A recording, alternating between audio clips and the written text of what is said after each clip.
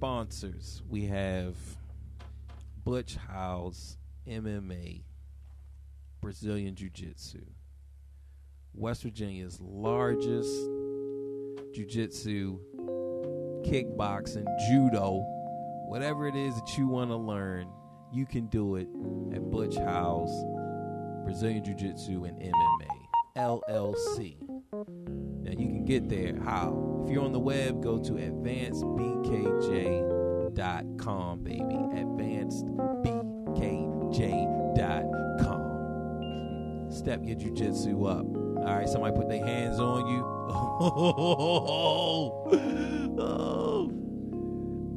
Who else? amdreamo.com. What is Amdreamo? I don't know. Oh, yeah.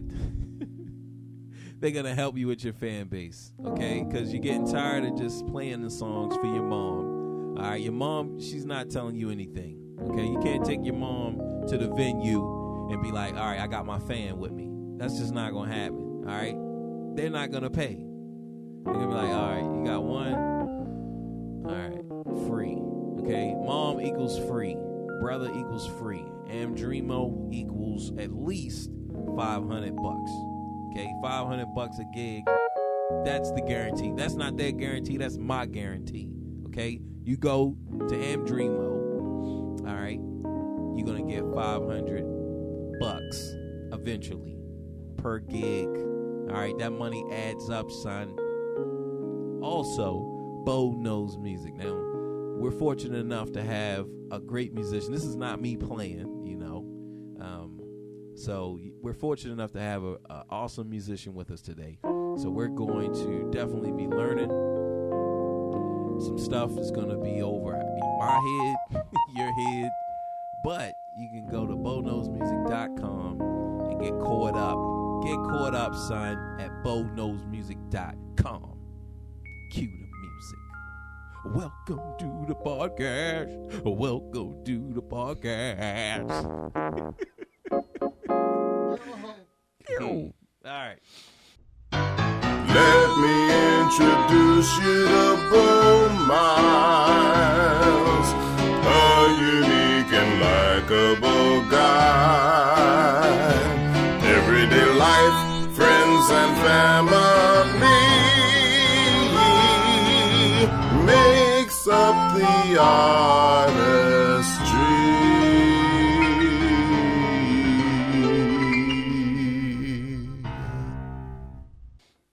Here we are, back at it again. Okay, we have Jonathan Wesley. Yo, what's going on? What's good, Bobo?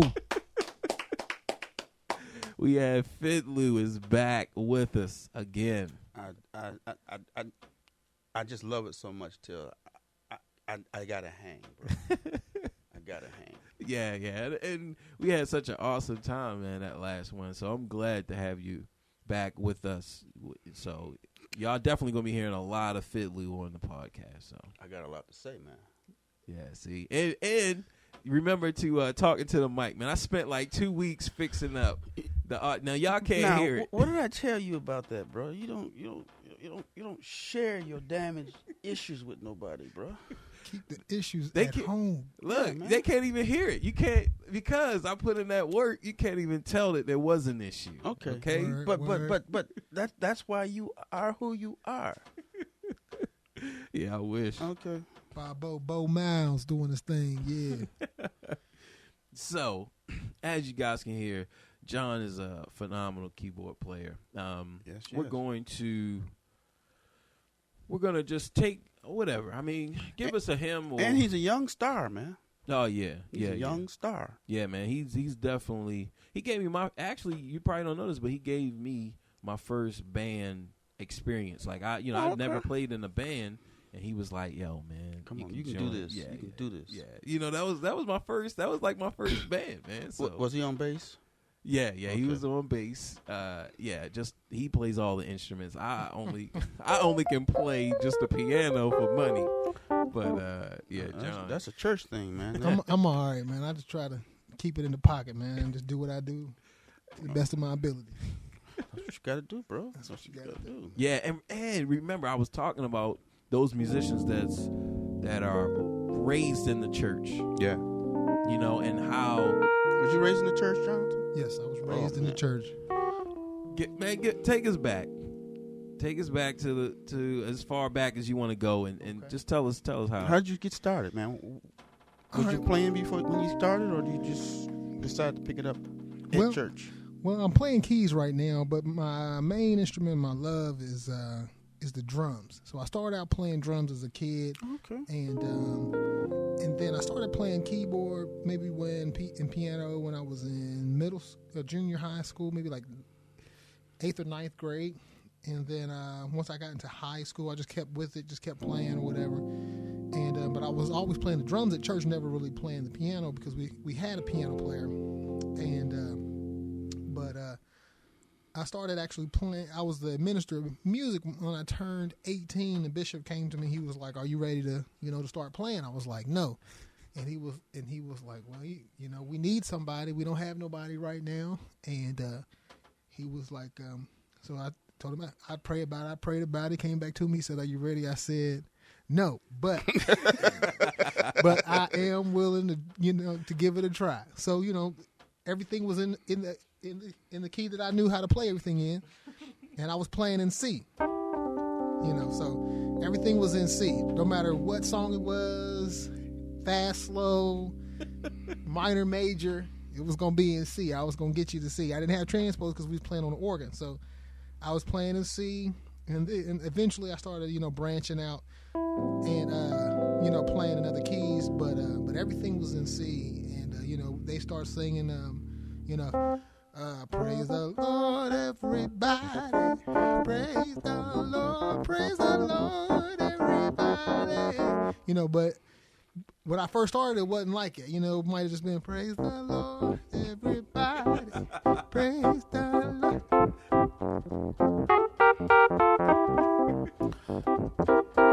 So I started off real simple, but I mean, I love classical music, and one of the first kind of classical tune I learned was what was it?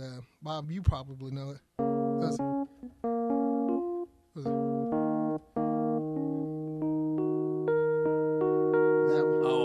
Moonlight Sonata. Yeah, Beethoven. And I'm not even playing in the right key, I don't think. Let me see. What key is it in? Should be C sharp minor, but you're starting on that A flat. Yeah. Something like that. Yeah.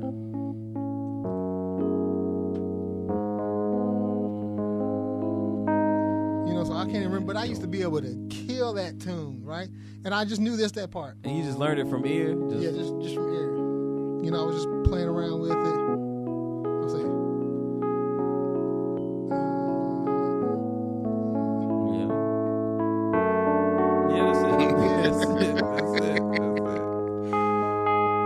and then I started like, you know what, man, this thing got to be. And I was like, hey, that sounds good.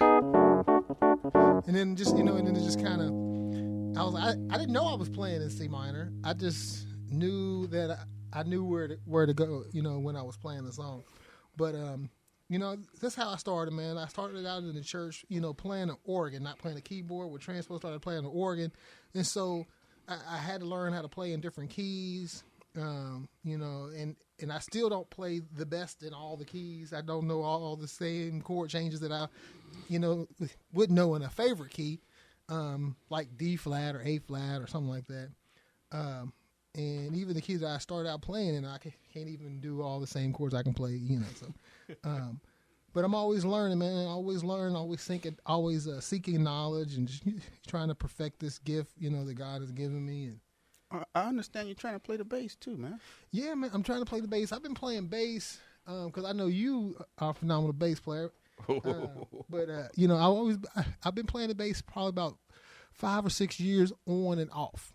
I started playing bass because my band Inspiration needed a bass player, and we didn't have a bass player at the time. I said, you know what, I'm gonna learn how to play the bass. So I had my dad buy me a bass for Christmas one year, and he's like, what do you want? I said, man, just give me a bass. And he took me to the pawn shop. I bought me a cheap 5-string bass, and just started plucking around with it. And it was a Samick, black Samick.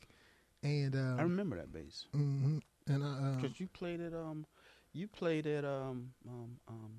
wasn't it Jamie's wedding? Yep. Mm-hmm. Yep. He was up there playing. Oh yeah, I did play it. That's Jamie P. Remember we had him on there, and that was out at the country some country club. Country club. Yeah, man. Out in Poca, right? Oh yeah, what was that? Is that did he have it at Wellington's?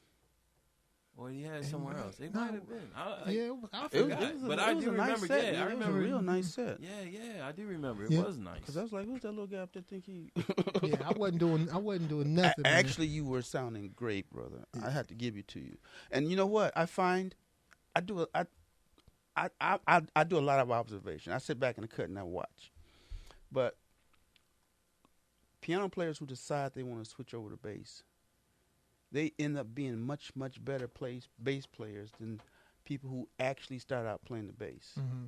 Guitar players who switch over to bass end up being better bass players than people who start out being playing bass. And that's because you have a better understanding of chord structure. Right. Most bass players, all they want to do is find the 1, 3, and the 5, and that's all they're gonna work with. Okay. Right. Yeah, I agree. I totally agree with that, and I think that because I was a drummer, it helped with my rhythm in playing the bass, right. And because I can play the piano, it helps like finding the right place in the chord, right. Not always necessarily the root note. You can play the 5 to 7, the 9 to 13. Yeah, man, the drums like that. And I think a lot of gospel players who play the piano and the organ, like they come from the ones that I know that comes from the drums, who at least formed a nice foundation on the drums. Right. Yeah, that rhythm. I mean, just that foundation. And when I say foundation and rhythm, I mean that you can do it without thinking about it. Like those rhythms and the beats and the different things that you guys can do. Yeah, and not even think. Like I have to think. Like okay, 1 E and the 2 E. Yeah. Like that's how I learned rhythm. Yeah, and it's like, oh, I need to get away from that and just like. So it's like finding the groove. It's being able to fit in the groove of whoever you're playing with. Be able to fit in with that group, with that team, and just play your part. And then when it's time for you to solo or to be able to come out and play, and then also to be able to to back out of it. So okay, yeah. Can I ask you, what defines a good gospel musician? There are gospel players and there are gospel players. There are certain genres like East Coast, West Coast, Middle Coast, Dirty South, West Virginia. What defines the demarcation between them? Is it the chord structures they like to play or what? No, when you're dealing with gospel, okay, and then you're dealing with Christianity, right? So once we get into that, I would say a good gospel musician has a good foundation in Christianity, first of all, in Christ, and has that relationship first, and like regardless of the music, can you relate to the lyrical content of the music, right? Because when you're doing gospel, you're talking about the lyrics. Because if I take a song and take the lyrics out, it could be hip hop, gospel, jazz, blues, R&B. So when you add the lyrical content, is what I think a good gospel musician can relate to the lyrical content, and then also be able to, in the musicianship side of it, to be able to play it and make it sound traditional, right? Or contemporary, because you have contemporary gospel, you have the contemporary Christian music, you have Southern gospel, like you were saying, it's different. Now, see, man, when I went to when I was in New York and I went to a church in Brooklyn, right? Now, I went to this church and they had a musician. Their musician, He went to what's that school? Juilliard. That's what's up in New York, right? So he was a young guy. I want to say his name is Bradley. If it's not, and you're listening, you're like, no, it's Tommy. I'm sorry, Tommy. But Tommy Mottola. yeah. But Bradley went to Juilliard, and man, he was a phenomenal musician. Like, dude could play, and just when you say that you go to Juilliard, You're supposed to be able to throw down. yeah, already. Like, you guys are already like, oh, all right, dude went to Juilliard, right? Now, I got up and I played Jesus, how I love calling your name, right? Mm-hmm. I played that, and the pastor's wife, because, I'm playing in the West Virginia style. This is who taught me. James Carter taught me the song, so I'm playing it like him. Okay. And you could just see her face.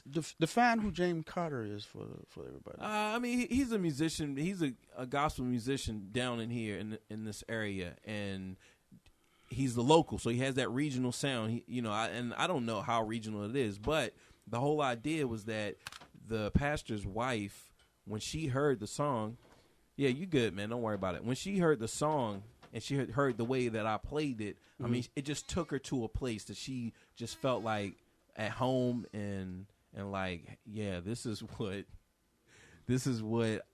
I want to hear. Like, however I was playing was touching her. Mm-hmm. So you had that West Virginia flavor. That and she didn't hear it from Bradley or Tommy or whatever, Well, so that, it was just it made me feel good. Like, I'm not like a dominant player down here in gospel music. There's other people. You do all right. I'm okay. But there's some people like John Wesley and other musicians who can really, like they grew up with the language, so they can speak it. Right. And music is a language. Yeah. They grew up with it. And the dialect, just like we have dialects, northern and southern dialects. They have dialect in music. Yeah. So, I just felt like that made me feel good for her to hear this West Virginia dialect in the gospel music, and for her to like really just go home to feel like it was something rich in it, whereas, and there's nothing against dude, because dude was killing. Like, that's how you want to play, but you were playing the way for the venue. Yeah, like, well, I didn't play for anybody. Well, I just played. Let me tell you something. There are people who have PhDs in music can't play a lick of jazz. That's correct. Okay? They can't play a lick of jazz. And jazz is probably the closest thing to original classical music out there. People don't understand it, don't recognize it as such. But jazz is very complicated. Yeah, man, everything is like all the styles. All the instruments, there's always a level of I'm not knocking anybody, but I'm just saying. Yeah. But I love jazz. I love jazz as well, man. I know you, and I appreciate. And I know you like some rap too, but yeah. I mean, that's my foundation. Like, my foundation in music is rap. Like, that's what like my brother and everybody around me. That's what we listen to, and I used to wait for. I think it was like something raps, like it did, because I didn't even have cable. Was it MTV? It was MTV raps. Yeah, it was something like that. But see, I didn't have cable, so it came on regular TV back home in Baltimore. It just came on like Foxx or whatever, once in a blue moon. Like, you didn't even have a schedule. Like, every Saturday it's coming on. No, right. Like, when it comes on, you better be happy, because you're not gonna see it. Because you're not gonna get it any other time. Right. So we had that, man, and I remember like LL Cool J and NWA, like that stuff coming on, and like that's my foundation in music is rap. So I have it's very dear to me, but the production of rap, like a lot of the music that I listened to, they had jazz samples, because Q-Tip, the producer, that's what he perfected, really, because that's what he said. That's what his dad had. That's what his family had, was Miles Davis and Coltrane and Sonny Rollins. They had those albums, so that's what he listened to, and he was just cutting it up. And so when you hear like the early '90s New York hip hop, like, you're gonna hear a ton of jazz samples and like horn riffs. It's like, man, like I wanna make that music. Like, that music just resonated with me.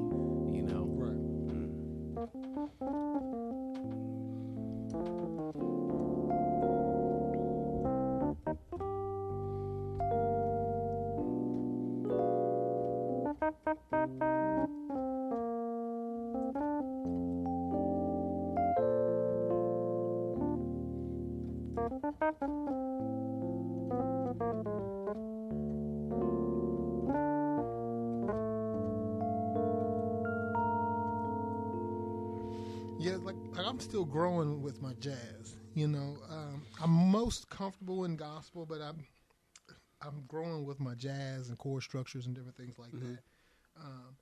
But a lot of what I do in the gospel correlates and relates, you know, when I'm playing jazz.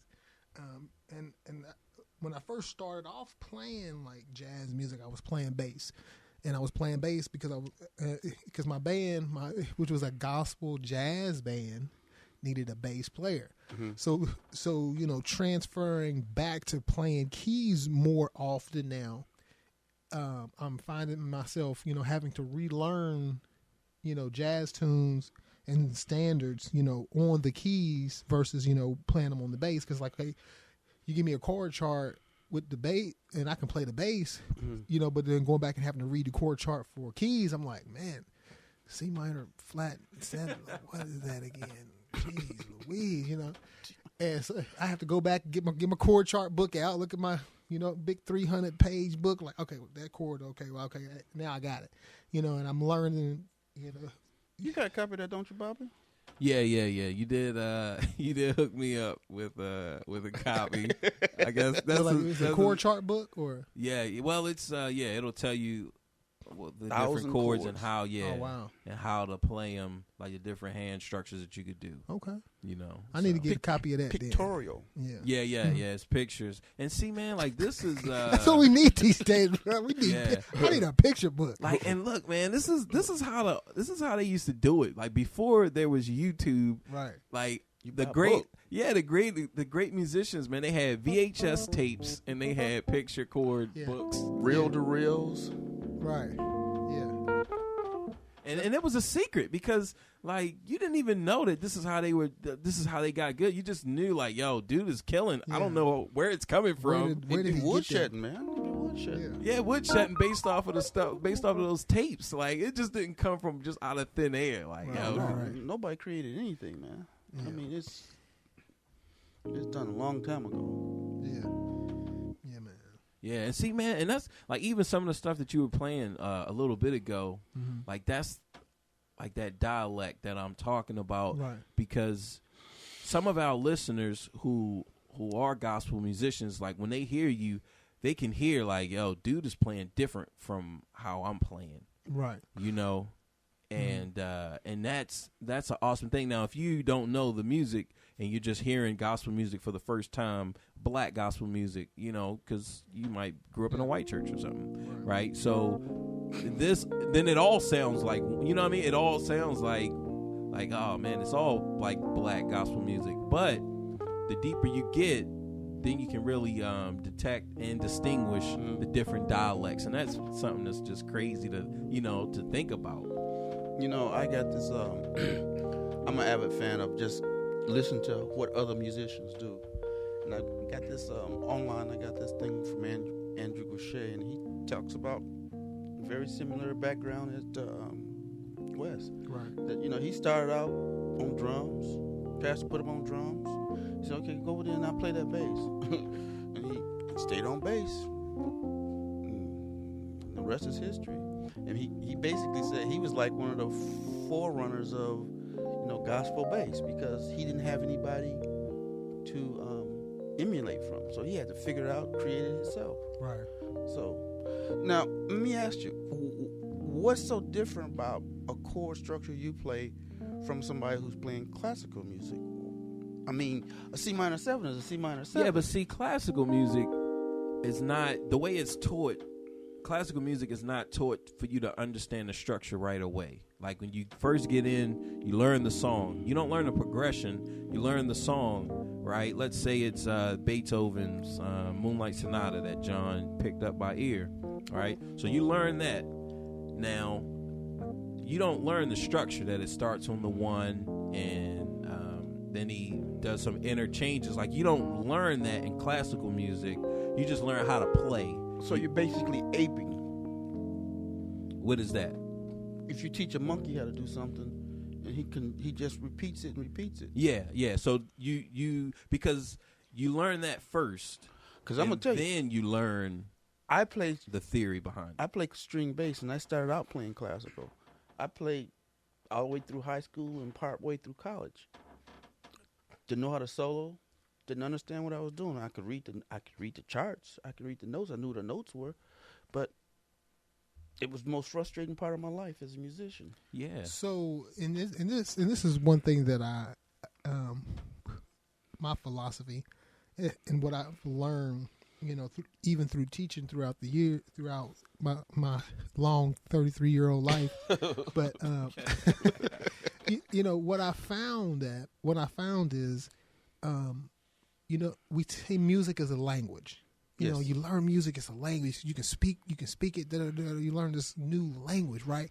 But we don't teach music like we learn language, right? Because like Bobby was just saying, he was learning the notes and he don't even know the theory behind it. But you knew how to say dad, mom, stop, no, before you even knew what a P, a D, a A, the letter A looked like. I don't know what D-A-D is or what it looks like, but I can say it. Yeah. Right? Mm-hmm. So my philosophy is if I can teach you how to say C minor 7, mm-hmm. let me just teach you how to say it first and then start speaking it. Just keep speaking that C minor 7 until it just gets good to you. And then I'm like, hey, guess what? This is what it looks like. And then you're like, oh man, that's what it looks like. So I already know what it is. You know what? For years, I kept asking people, what's the difference between a C major and a C minor? Mm-hmm. Nobody would tell me. And I finally figured it out. It's just a flat third. For real, right. Yeah, but that's my thing. It's like we want to teach it like a language, but we don't teach kids how to speak the language. It's like, hey, I want to teach you how to read. Yeah. But you can't even talk. And then you're doing all this reading, and you can't have a conversation with other musicians. Yeah. If we're in a jam session, conversating through music, and I turn to you and be like, bruh, speak something to me. Can you give me something to read? No, I want to hear what's on your heart. Yep. Can you? What key am I in, bro?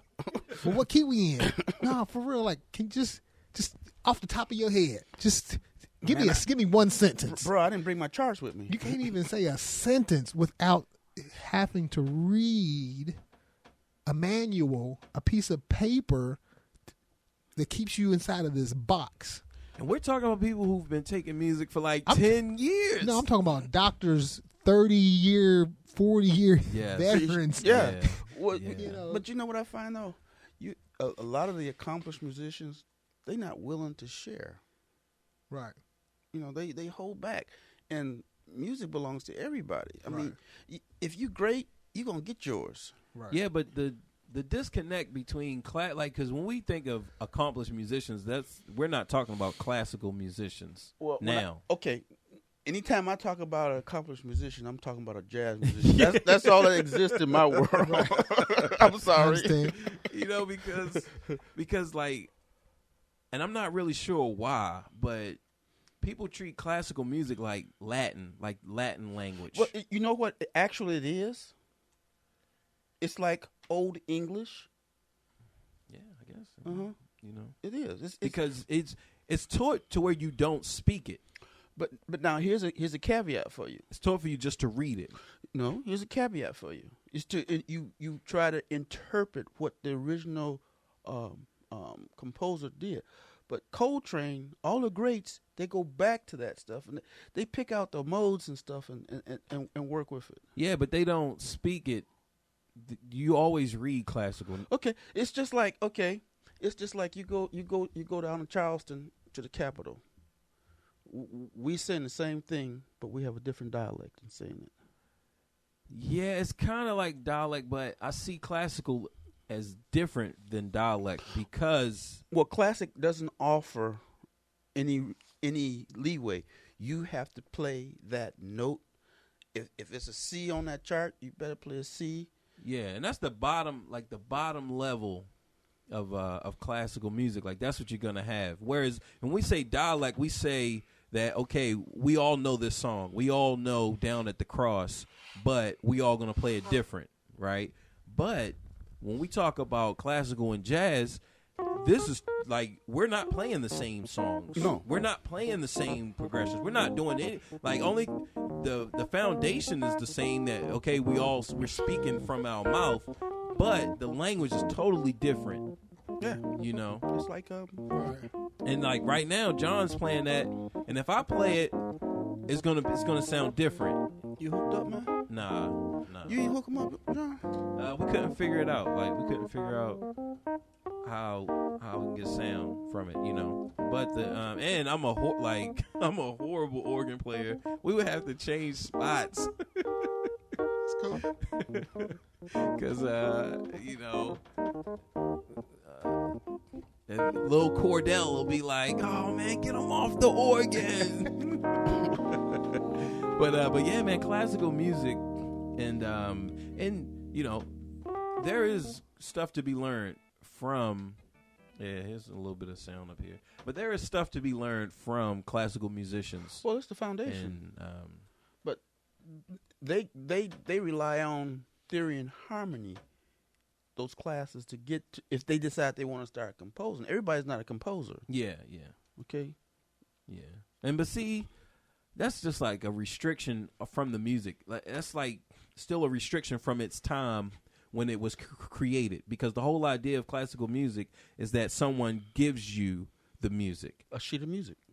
Nah, like someone gives you music, period. Like, you don't hear music until I give it to you. Whereas when we talk about jazz, we're talking about music from a democracy. Hey, you have something to say? Come on in here. Let me hear it. You have something to say? Say it. Like let's hear it. Let's hear, and whoever's has the better ideas, we'll follow him. We'll say like, hey man, he's killing. Let's follow it. But in classical music, because they come from kings and rulership, that's how the music was handed down. That's how the music was delivered. Aristocracy. Yeah. You know, like only a select few can even do this. You know. Well, they originally were designed to entertain, to keep the king entertained and the court entertained. Yeah. Like, you know, like, look, if you can write music, you writing this for the king, and the king and his family heard it. Other people didn't hear it. No. You know, the dukes and the earls got to hear it, but. Yeah, but like regular dudes like me, if I was back then, I wouldn't have heard it. You know, I wouldn't have heard Mozart and his music, like, unless I heard it outside of somewhere. Well, when you was picking up the dirty place. Yeah. And that was good enough, you know, enough for me to be like, hey man, I wish I could play it, you know. But that element of the culture was in the music to like, okay, I'm gonna give this to you, you know, I'm gonna give it to you, and then even to where, okay, you learn how to play this music, learn how to play this song, and one day when you decide you want to be a composer, then I'll teach you how to speak. You know, when you prove yourself worthy. In jazz, you don't even have to have an instrument or play an instrument to be a jazz enthusiast, or, you know, because you know what they're doing, and jazz touches your spirit like gospel do. They both touch your spirit. They're so close till they're almost one. It's just there's a fine line between gospel and jazz, and it's the little inflections that makes the difference. Mm-hmm. Yeah. Now, I have heard some classical pieces that have made me feel a certain way. Like they write music to make you feel a certain way also, but it's not as impromptu. Like, you feel what he's feeling maybe a year ago, 2 years ago. How long did it take him to write this symphony or this piece of music? You know, versus like the newer age orchestral or classical music you might hear like on a score for a movie or something like that. It's kind of like these writers are writing quicker, writing, you know, stuff faster, and it's getting to the public quicker. So it's kind of, but it's still not as impulsive or improvised as gospel and jazz, you know. But when I listen to it, like for example, I was listening to I was watching some movie, but like the scores to like the Lord of the Rings or scores like to these type of movies, you listen to them and you really feel the battle. Like you really feel it. Like you really feel the the spirit of Gondor or whatever coming through. It's like, man, like, I can feel that. That's scary, you know. Yeah. And it's just so big. And then and vice versa, you look to a jazz person, man, you like, man, I can tell this brother is playing his heart out. Like something going on at home. Like, what is going on? You know, I got one brother, I could always tell when something was going on because he would beat the living daylights out of a set of drums. And I'm like, bruh, like you was beating them drums like it was no tomorrow. They stole your French like fries. Something is going on. Like, bro, I'm praying for you. Like, I don't know what's happening going on in your life right now, but I'm praying for you, bro, because you took out so much vengeance. And I mean, killed the whole night. He would kill the whole night. But you can always tell with gospel and jazz, like right then, I can tell what's on your mind right now. Yeah. You know, so. Yeah, If and you ain't feeling the set, If you ain't feeling it shows. yeah, and like classical music is not, like I said, man, it's just like Latin. Like it's not a living language in the sense that no one speaks it. You know, now because back then they could improvise. Like Beethoven improvised, Mozart, Chopin, Liszt, like all of those guys. And the ones even today who write the symphonies and for movie scores and some video games and stuff, like they can improvise in that style, right? Right. But it's nothing being created. It's not the same as like if I play like someone, right? Let's say it's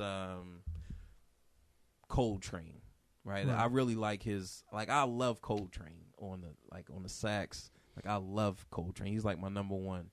Now, if I get a saxophone, I learn how to play it, and then I learn how to play like Coltrane. So when you hear me, you say like, yeah, he's playing like Coltrane. He listens to Coltrane. Yeah, like, you know, he listens to Coltrane. He's playing like Coltrane. And that's something different where, like, when I hear Reverend Bosley, I'm not thinking of Coltrane. Right. You know what I mean? And that's the difference between a live language and a you know, a struggle. I'm not going to say it's dead because dead means that it's, you know, it's not done. living. Yeah, it's not living. And it does live, but it's just real constrained. You know? Well, you know what, though? The difference between classical and modern day music is that the classical stuff may be played once, twice a year, whereas modern jazz musicians, they play 3 sets a night, 6 days a week. So they have to improvise to keep it interesting to them. That's probably Yeah, I agree with that. That's probably one of the big differences. What do you think about that, sir? You need to fix that mic. You can't hear me, man.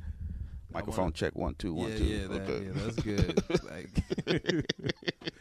I'm not trying to get a repeat, but man. But I agree, man. I definitely agree with you that the way that our culture over here in America, we just play jazz. Like we play it. Gospel music, you play it. You listen to it, you learn it, you play it. Gospel music, you listen, learn, and play it. Rap, you listen, learn, you play it, right? And that's what's going on. You play it through you yourself, right? You constantly working on it. So you know, like that music is constantly thriving. Now I know that it's still going on the classical circuit, but the way that it is on the classical circuit, it's like it still was 400 years ago, where it's only like the people in the conservatories that's really, you know, like, oh, dude went to a conservatory, or like in order for you to be a famous classical musician, right? You have to. It's about what conservatory you went to. Yeah. Europe. Did you play in Europe? Did you play in India? Like playing across the world. You can play. Juilliard. Yeah. Like, you know, it's like conservatories, and then it's about you. Okay, can you play the whole Bach, whatever? Heart. You know, without the music. Yeah, like the well-tempered clavier, right? 24 pieces. Can you play all of those really well? And then after that, okay, now what do you have? You know what I mean? It's like it's just so much restriction on it, and it doesn't have to be that way. Like it really doesn't. They're trying to preserve the classics. That's the thing. You play it note by note, whatever the notation says, whatever the inflections you have to make, whatever piano forte. If they say forte, Yeah. That's what you got to play. Yeah. And man, and there's some technical monsters like a top level classical pianist. Like it's unreal. Like the way that they touch, just they're so the rigid, control. man. They're just so rigid. Man. They're not creating. They're just they're human rehearsed. They're rehearsed. Yes. Like super well rehearsed. Yeah. 8 hours a day. And there's nothing wrong with that. No. Yeah. Like, look, man, there's nothing super wrong with that. Like it's It's unreal. I wish I had 8. if I had 8 hours to just practice, they'd have to add it on to 24 hours a day. Did y'all see the movie The Violinist? It was about 3 or 4 years ago. This guy, he was walking through California with aluminum foil on his. Is that the Jamie Foxx one? Or Yeah. I kind of I don't really remember too much. Check this out. Go give us. I know the real guy. He went to John Hay High School in Cleveland, Ohio, with me. Oh, wow. Well, he had already graduated when I got there, but he went to Juilliard School of Music, and I was playing string bass there, and he borrowed my bass. It didn't come back, but he borrowed it. It was the school's bass, but he was losing it back then, man. This was back in 72. So how he got in California, his mother didn't even know how he got out there, man. Yeah, so this stuff, this ain't nothing to play with, man. If your man ain't right, you better leave this music alone. Yeah, I mean, but you know, it takes like an obsessive person, a compulsive, obsessive person to really, dive into this, man. You think about it, how many times, John, have you played the C minor chord? Right. Like a lot. Not necessarily like this, but I played a C minor a lot. Yeah. Yeah, like that one. Like you figure, or take something that you know very well. Like how many times have you played it? Like now, right now, it's built on so many systems, right? It's so many systems that you own that you just kind of moving them around, and it's just like, I don't spend a lot of time on it. But in order for you to got to that point, it took a lot. It took a lot of time. It took a lot of practice. You gotta love this stuff, man. Yeah. There's another guy who went to high school with me. This music messes with you. He was a phenomenal bass player. He could play just like Stanley Clarke back in the day. He couldn't slap or thump. But when he graduated, his parents bought him $1,000 back then. This is when the Alembic was like $1,000. I mean, you can get a cheap Fender now for $1,000. But he went to New York and he was trying to make it. I saw him like a year later, man. He had lost his mind. So what's happening with the music when you try to make it big, man? Yeah, man. Like I can speak Come on. See, you're there, Johnson. So tell me, what happens to make an individual lose his mind over this music? They get consumed by it. It consumes their whole life, consumes their whole being, and then it just consumes their mind. I'm the first one to admit that, maybe not the first one, but I'm not as diligent as a practicer or rehearser that I would like to be. Mm-hmm. So when it comes to playing, I can get lazy at times and be like, and I can just rely on my ear and my gift, to just be like, oh, man, I'll pick it up. I don't want to learn it. And then it comes out lazy and sloppy, and it sounds like, man, this guy ain't rehearsed. But if I take the time, spend on it, rehearse it, practice it, and it's like, man, this guy, he's rehearsed, he sounds good, sounds practiced. I just wish I had, more time. And like, music is right now, music is what I do to pay the bills, if that makes any sense. Because like, it's not so as much as like, I'm doing this because I just love to do it. Yeah, I'm playing music because I just love music. And I want to get back to that. It's your hustle. Right. It's more of a hustle for me right now. which means I probably should be practicing more. I should be perfecting it more, but I'm too busy teaching kids, teaching students. I'm too busy, learning and teaching songs to the mass choir, male chorus, and praise teams, and then it's kind of like, when do I have time to really get back to, what I love to do, like making, writing, and producing music.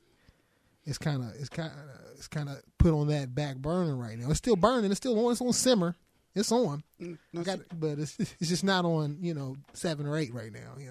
That's interesting to me because I've been a practicing engineer for 35 years, and I'm bored with it. I'm tired with it. There's nothing I haven't done as far as engineering is concerned.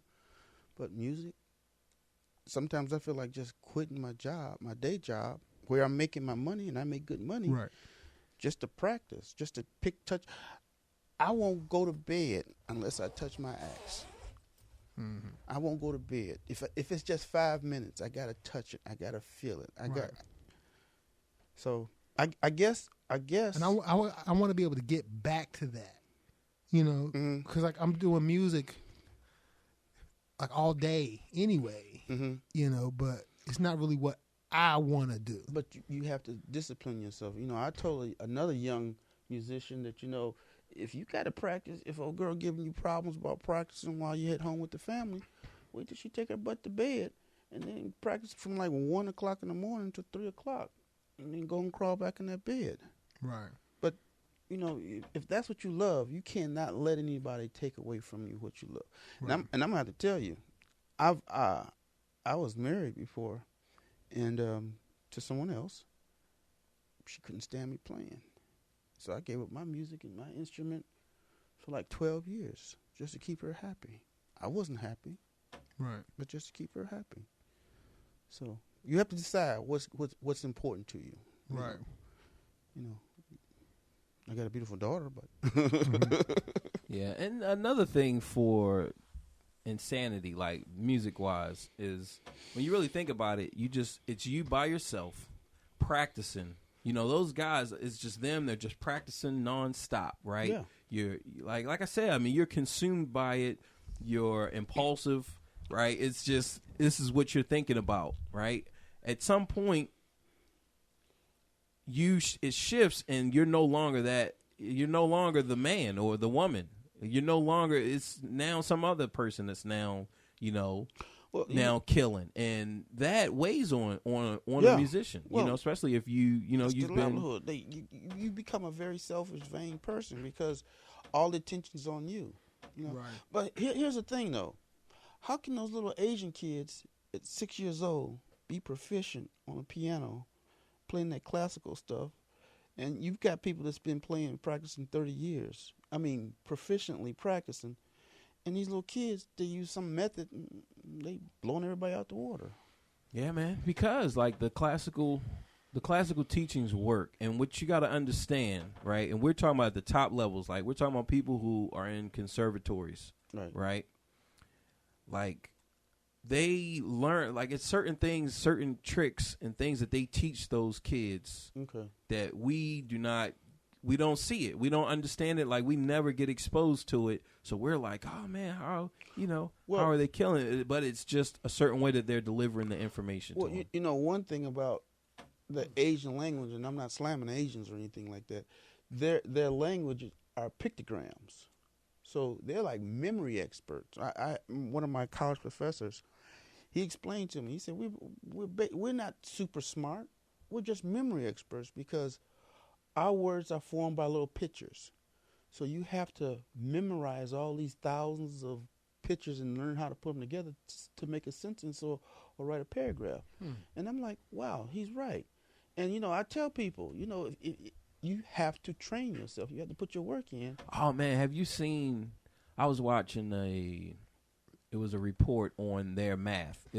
I'm not sure if it was Japanese or Chinese, but it was showing their math and how they do math, right? So they first start off with, what's that instrument? Abacus. Abacus, right? I don't even know how to use it, but it's easy, right? So they learn how to use it, and they you got to. It's easy coming from the engineer, anyway. Yeah, right. Right. So check this out, man. Look, so they learn using this instrument, right? That what is it called again? Abacus. The abacus. All right, I gotta remember that. The abacus. So, so they're in they're in kindergarten, right? And they're using this thing, and they're using it for like multiplication. Like they learn how to use the multiplication. So what happens is by the time they're in the first grade, they can mentally see it.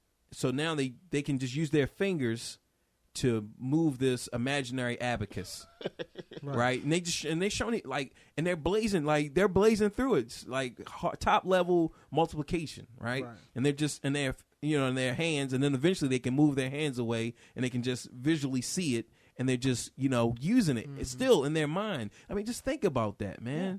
Yeah. Like I said, I don't even know how to use it. Like I don't know how to use it. So we learn, okay, this is your two numbers. First, you memorize. This is a 1. Yeah, 1 times blank all the way up to top level kid is 12, right? 12 times he learns his 12 timetables, right? So 1 through 12 timetables, we memorize that chunk of it, right? And then we go on, and then it's like, all right, now I can do math based on what I've memorized. But the way they're doing it, like they're just memorizing like a method. Well, here's a secret. Mathematics was originally invented so a sheep herder can keep tally of how many sheep he had.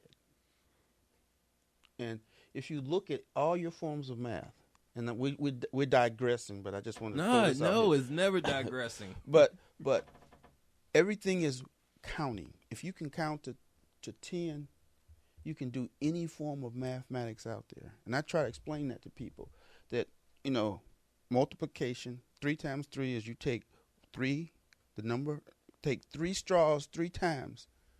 That's multiplication. You got 9. You want to divide 3, it's division is undoing a multiplication. Subtracting is adding a negative number to it. So I tell people that I can't understand this. It's simple, man. But see, man, but we're not learning the principles like that. Like that's the main problem in the schools is the way that that they're teaching math, and you're not really learning. You're not really understanding the principles. You're not really learning how and why it's important, and that's why our students. They get to these points. It's like, well, man, I can't memorize that. Like, I have a horrible memory. Well, you know what? You got a horrible memory. You're a horrible student. Like, you're exactly right. And you know what? When you get to college, they have a weeding out process. They have a weeding out process. When I was in engineering school, they weeded you out. They loaded you down with calculus, chemistry, physics, statics, thermodynamics. They loaded you down, and if you failed, you out. And you thought less of yourself. But all your sciences are based off of math. Calculus is nothing more than adding the areas under a curve to find out some values. That's all it is. It's just all summation or addition. It's no magic. I can take Bobby, Bo Miles, and I can make him a math genius. It'd be hard, but and math genius means that you're usually like 5. Like, I'm sorry, I know some of you guys, you're calling yourself geniuses. You're like 30, you're 40, you're 25, you're 19. No, that's not a genius. We just gotta keep it real, all right? So you need to wake up. I don't care. Your dad told you was a genius. Your cousin told you was a genius. Kanye, he believes he's a genius. Look, man, a genius is when it's flowing at like 3, 5. Okay, but you know what though? You do have young kids who they consider as geniuses, but by the time they get to college, everybody catches up to them. Yeah, but see, that's a fake. Like, that's just somebody manipulating a puppet. And you can see that, like, even in music, and like people put, like, I could, and this is a decision that I did with my kids. Like, no, for real, I'm serious. Early on, I worked hard with their schooling, pushing them, and they got grades. They got the A's, right? As I relaxed up on it, the grades relaxed, right? Mm-hmm. Now, it's to the point now where it's like, look, I have to teach you How to teach yourself. Yeah, how to teach yourself. You know, it's not just, I can just keep forcing you to get A's, but that's not going to help you in the long run. You know, it's like, look, let me show you. All right, how to teach we yourself. need an answer. Let me show you how to get that answer. You know, so then it's the process. Yeah, it's the process. The process is what a lot of kids are lacking today. How it's like, here's the question, here's the answer. How do I get to that answer? They don't know the process of how to do it. And like even with music, bringing it back to the music, you know, I can have a kid, I can give a kid a lesson. You know, okay, I want you to practice this rudiment. It's the paradiddle. Right, left, right, left, left, right? Okay, so they get home. Okay, I know it's right, left, left. But how do I practice that? What is the process for me to get better for my next lesson? You know, if we don't teach them that process, if we don't show them how to practice, a lot of people are not good because they don't know how to practice. You know, and it's kind of like you just sitting there and you're playing the same thing over and over and over, and you're not getting any better. You know, because you don't know how to practice. You don't know the process of how to get better. Well, practice don't make you better. Right. Perfect practice makes you better. Right, but how do I do perfect practice? Just because I'm practicing doesn't mean I'm doing perfect practice. Right. I'm doing this. But this is not going to help me get to, you know what I mean? That's not doing that. You know, what is the process to get to that? You know, to practice it. You know, so I think teaching our kids how to practice, teaching our kids how to process the information, how to get to the answer is the key, you know, when it comes to instruction and teaching. Well, part of the process should be to help them to understand why you're doing this, right, and what end result should you expect from it. No, I agree, absolutely. Yeah, you know, because you know when you just play a scale, you know that C major scale. Okay, now what do I do with it? I can play it. Mm-hmm. Now what do I do with it, teacher? Well, that'll be in your next lesson. That's gonna be $35 next time. Right, exactly. And like I know we got to wrap up, okay, but this is why I like jujitsu so much. Okay, because it's so funny. Because it's real time assessment. Your teacher can present the material to you, right?